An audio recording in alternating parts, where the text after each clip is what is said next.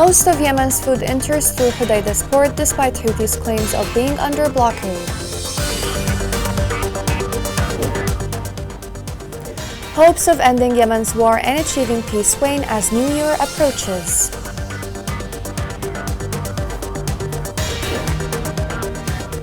Houthis continue to recruit children as soldiers despite signed agreements with UN.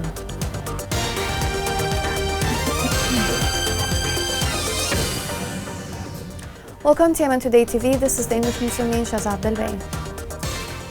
A recent international report revealed that 70% of Yemen's food enters through Hodeida's port. This contradicts the Houthis' claim that the port is under the blockade of the coalition. This report has more details. About 70% of Yemen's food imports entered through Hodeida ports that are under the control of the Houthi militia, which claims that these ports are besieged. Several international reports showed that imports through the ports under the government's control dropped by 53% from the same period last year, while fewer imports through ports under the control of the Houthi militia increased by 330% during the UN-sponsored ceasefire. According to a report by the Food and Agriculture Organization, Yemen is highly dependent on imports for its food supply, and available data shows that imported volumes of basic food commodities are significantly lower this year compared to last year. The report confirmed that 70% of basic food commodities were imported through the western Red Sea ports of Hodeida and Al Salih, while 30% was imported through Aden and other sea and land ports. The total amount imported nationally was 14% lower than in the same period of 2021, due mainly to a 48% decline in wheat imports through government-controlled ports following the start of the war in Ukraine in February. Similar trends are observed in the third quarter of 2022, when the amount of food imported nationwide was 21% lower than in the same period of 2021. And the amount imported through the government-controlled ports was a full 53% lower than in the same period of 2021. Reports suggest that the rising levels of conflict would likely reduce household income earning opportunities and impede fuel imports through the Red Sea ports, leading to declining fuel availability and upward pressure on prices in areas controlled by the Houthi militia. However, even with declining fuel prices nationwide and the relative stability of the local currency in government areas, food prices remain higher than at the same time last year and significantly above average. A picture taken in the capital Sana'a showed dozens of men and women lining up in front of a restaurant that offers free meals to poor families. The picture shows that hunger spread in the city and poverty worsened among millions of people. According to the locals, the owner of the restaurant volunteered to provide rice to the needy, but he was surprised by the numbers of people coming to his restaurant. In Taiz, the Iranian-backed Houthi militia shelled neighborhoods in Bir Basha and the old airport areas west of the city. Sources reported that one of the shells fired by the Houthi militia targeted a wheel repair store owned by the citizen located next to Al-Rashid schools in Bir Basha neighborhood.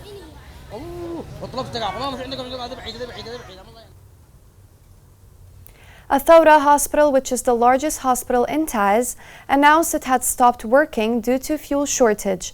The hospital indicated that it was out of service due to the shortage of diesel, adding that all departments in the hospital are in complete darkness.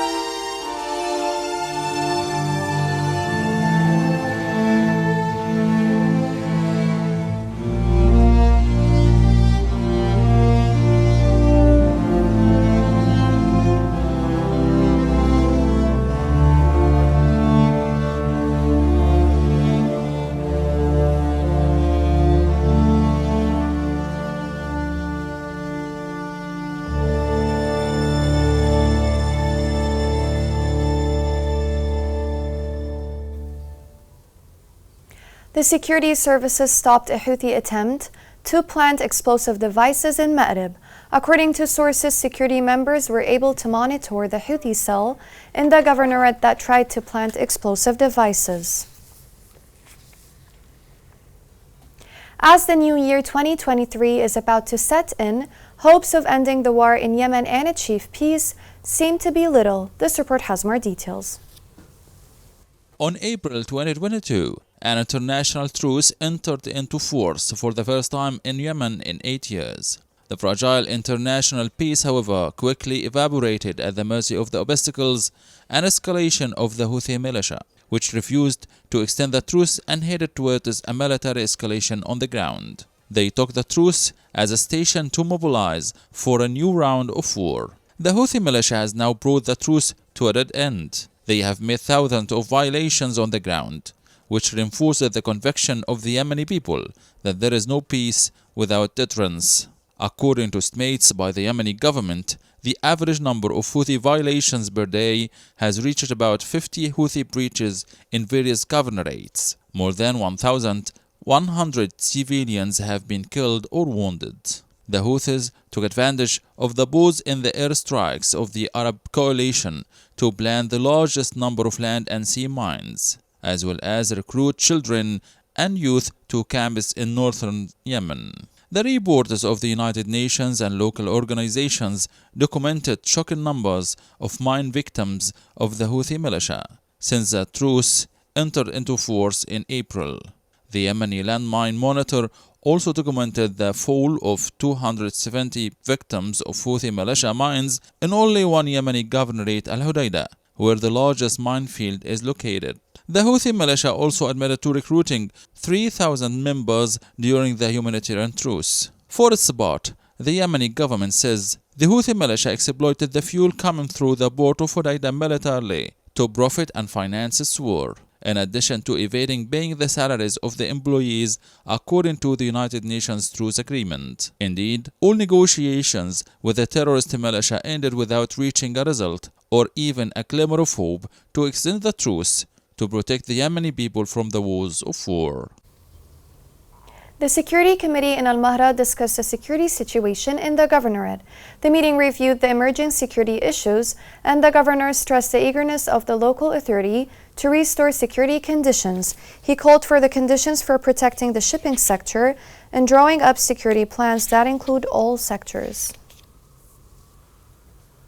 Masan project for demining said it removed more than 1,000 landmines in the third week of December. The total mines were removed since the beginning of Masan amounted to more than 370,000, which were planted by the Houthi militia in many governorates. The United Nations announced last April that it signed an agreement with the Houthis on not using kids as soldiers to recruit them and send them to war fronts. This report has more details. The Iran-backed Houthi rebels continue to recruit child soldiers, despite human truce and their promise to stop such practice, but their own officials say otherwise. Houthi officials, aid workers, and residents stated that despite an agreement with the United Nations in April to halt the practice, the Houthis continue to recruit children into their military ranks to fight in the country's grinding civil war. Two Houthi officials said the rebels recruited several hundred children, including those as young as 10. Those children have been deployed to front lines as part of a buildup of forces taking place during a UN-brokered truce which was held for more than 2 months. The officials, both hardliners within the Houthi movement, said they see nothing wrong with the practice, arguing that boys from 10 or 12 are considered men who should defend their nation against the Saudi-American aggression and defend the Islamic nation. The Houthis have used what they call summer camps to spread their religious ideology and to recruit boys to fight. Such camps take place in schools and mosques around the Houthi-held part of Yemen, which encompasses the north and center of the country, including Sana'a. Overall, the UN says more than 10,200 children have been killed or maimed in the war, though it is unclear how many may have been combatants. In April, the rebels signed what the UN Children's Agency described as an action plan to end and prevent the practice. UN spokesman Stephen Dujarric said the rebels committed to identifying children in their ranks and releasing them within 6 months. 4 aid workers with 3 international organizations operating in rebel-held areas said they observed intensified Houthi efforts to recruit children in recent weeks. They said the rebels have pressured families to send their children to camps where they learn how to handle weapons and plant mines, in return for services including food rations from international organizations. A recent report revealed that the Houthi militia has committed more than 500 violations against places of worship in Yemen since 2014. The report indicated that the Houthi militia has turned mosques and places of worship into military camps and prisons. Coming next in the news. Women's Corner in Ma'rib's book fair galvanized wider audience due to Houthi's remarkable contribution.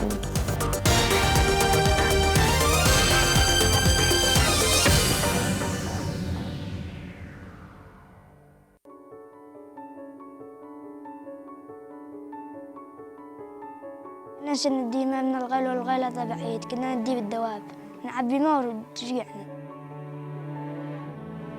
ننزل الساعة 5 رجعنا الساعة 9 ما يجي لنا ظهر لأن زحمة ما حد ليه يخلي الجهل يغرف وإحنا تعبنا زيادة.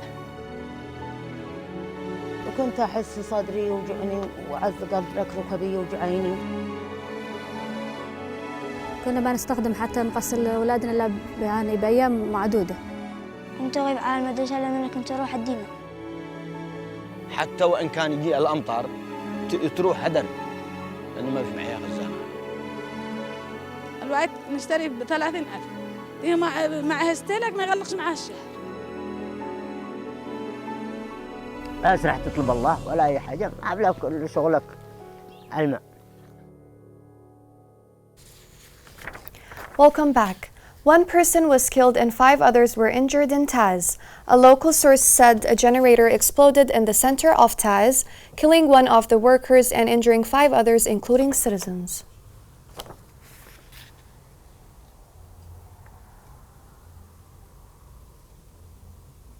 Houthi elements set fire to a school in Qusma district of Raima Governorate. Local sources confirmed that armed Houthi elements set fire to Al Rum school and the fire destroyed the school.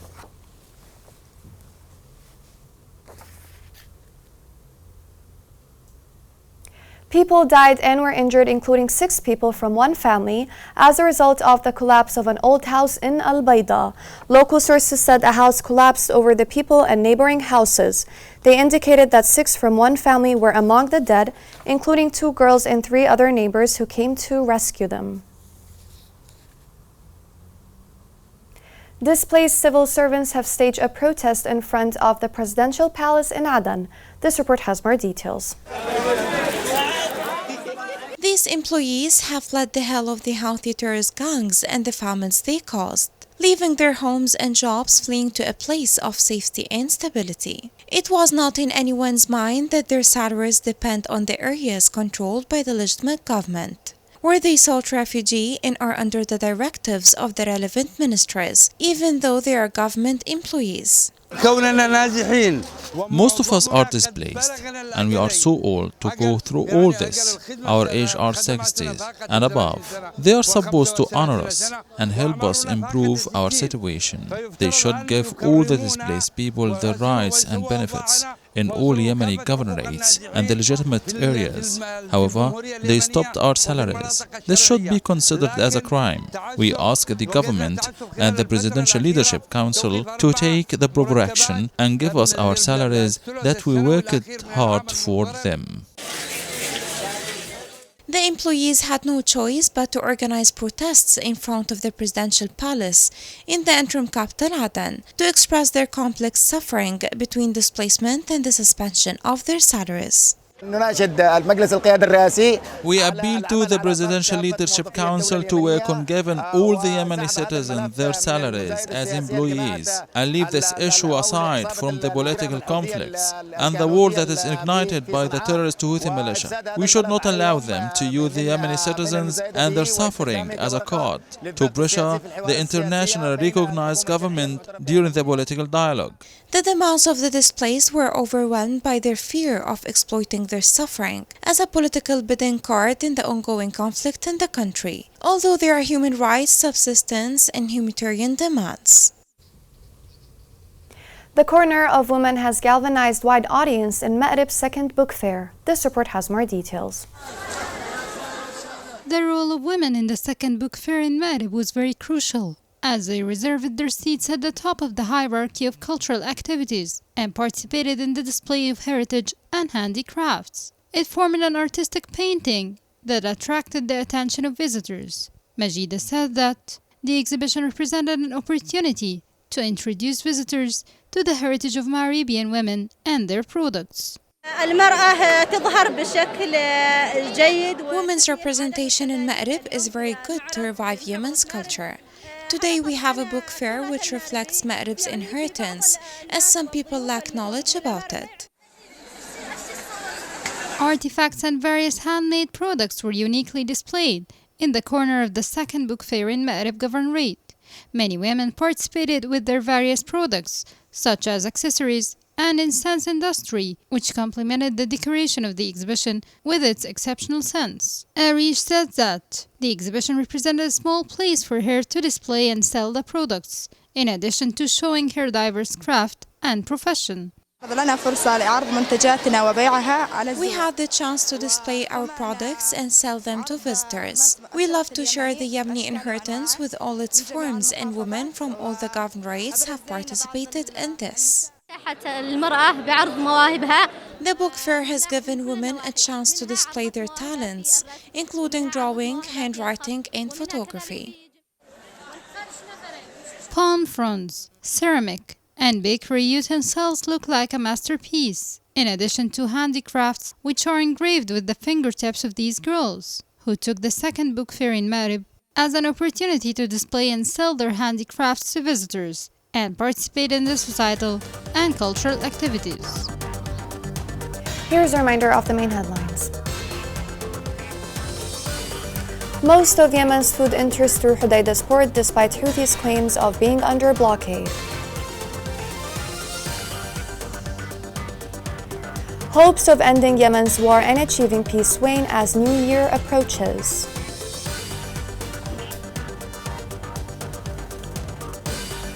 Houthis continue to recruit children as soldiers despite signed agreements with the UN.